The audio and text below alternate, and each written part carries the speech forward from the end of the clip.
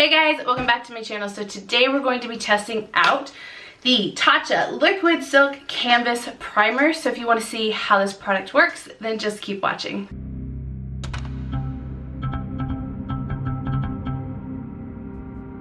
So like I said, we are going to be reviewing and testing out the Tatcha Liquid Silk Canvas Primer. So I got this on Sephora for, it's $52. I bought it during the VIB, so I didn't actually pay that, but it's originally $52. Comes with 1 fluid ounce. So it is supposed to be, and I'm just gonna read some from Sephora's website, a weightless oil-free liquid primer that protects skin from pollutions and makeup while helping your look go on better and last longer. Supposedly for all skin types. Concerns is for pores, redness, and dullness and uneven texture. It says that it's an innovative silk formula. Thin layers of silk and a special blend of botanical extracts act as a barrier between makeup and skin, helping to prevent clogged pores that can lead to breakouts. So, I have been trying this now for about a week. I don't know why I keep throwing the products around today. Oh, here's more claims on the box. So it does say for all skin type. Blurs the look of pores, fine lines, and uneven skin tone. Primes with ultra-fine silk powders for long-lasting, flawless makeup. Helps provide a barrier from makeup and pollution on the skin. I already said that. Anti-aging Japanese superfoods help restore the look of youthful radiance. I have been trying this, like I said, for about a week. I can't say that I necessarily recognize a difference as far as like over time, because it is saying a lot of claims for looking better over time. However, it's also only been a week. So I've had this foundation on for about 7 hours now. I'm just trying to look in the mirror, but oh, there was a hair on my nose and now I just took off my makeup. Oh well, I'm taking it off after this anyways. I would say, okay, so I would say close up. Oh, hello. Can I have my lighting back? Dang it, I hate when I put something white up because then it messes with my lighting.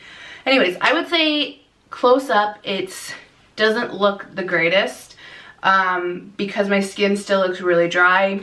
I'm definitely getting like my normal line here, which tends to happen when I'm too dry.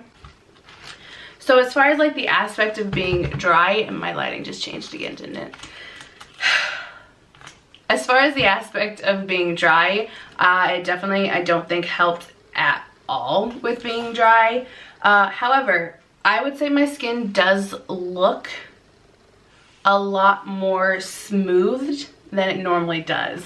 I can still see my pores, which I don't have big pores, so I do have to get close to actually see them, but I can still see them. So I'd kind of be worried about if you had bigger pores, because the whole claim is it's supposed to blur the look of pores.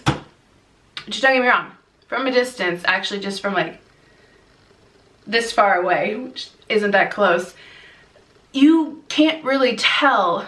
I have to be really close up. Nobody gonna tell me about my damn eyes? Anyways, I have to be really close up to see how bad my face actually looks, because like I said, it's not helping with dryness at all. I do think it looks really pretty as far as like my skin looking smooth. I'm going to go ahead and apply it right now and show you that.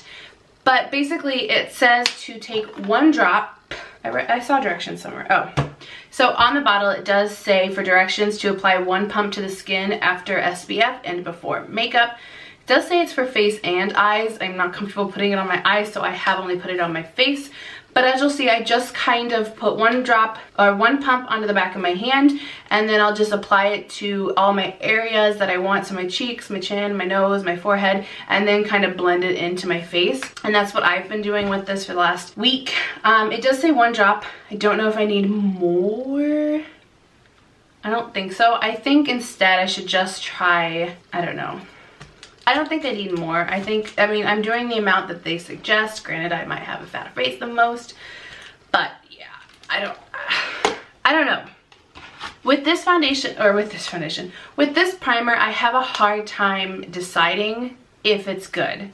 Only because I really like how I look kind of smoothed out. It does kind of look blurred. However, it's not helping in any way, shape, or form to my dryness, which it doesn't necessarily say it will. But in my routine, I need primers that give me hydration, just because I need as much hydration as I can to help my skin when I'm putting on makeup, especially because I do full coverage makeup, which just makes it drier. So for their claim of being for all skin types, technically it does work for dry skin. It's just, you're gonna have to hydrate the crap out of your skin beforehand, because typically I just do a moisturizer and then I do a hydrating primer, and so those two combined kind of are enough. So if I'm only doing the moisturizer and then doing this, which helps with dryness not at all, which doesn't help with dryness at all, then it's kind of not good enough for me. So I would just have to use an extra step of putting something else on that is more hydrating, or maybe this could be combined with another primer and I could use that primer first, let it sit for a little bit, and then use this primer so that one at least is hydrating. So because of that, it's making it hard for me to say I would recommend this, only because it's $52 fucking dollars. That's a lot of money for a primer, okay? To be completely honest, would not have bought this if it wasn't for the VIB sale, and for me to purchase it again, it would have had to been amazing. Now, don't get me wrong, it's still really good. I like the way my skin looks blurred. I really do like that, but as far as buying it again, I won't be, unless I find primers that are cheaper, that are hydrating, to go under it, which to me makes no sense. So I will definitely use it because I have it and I really do like the way it looks, but for me to be able to continue to use this, I need to figure out something different to go on before to help with my dryness, because this just doesn't cut it by itself since it has nothing to do with dryness. If you're oily, I feel like this would actually be really good. I don't know how much it would help with oil control though. I mean, it does say primes with ultrafine silk powders for long-lasting flawless makeup, so it would probably help. That is also probably why it's not good for dry skin, because if it's saying that this kind of turns into a powder, that's not good for dry skin. So I don't know why this says for all skin types. I don't know. I guess I can recommend this if you're oily to possibly just combination skin, but if you're dry, really think long and hard about it, because $52 is expensive to not help with your dry skin. My final opinion is if you are dry, don't buy this. Unless you have your dryness under control before you even apply makeup, then that would be fine to use this. But other than that, if you don't have it under control, like me, hello, yes, I am too lazy to have it under control, this isn't enough for me. Like I said, I have this. I'm not giving it back because I do like the blurring effect. I'm just gonna try to figure out what else I need to do under my makeup before I even apply this to get it to work for me. I mean, obviously it still works for me. I'm not mad at this. I really don't care how dry I look sometimes. I know that's terrible, but for me, this is good enough.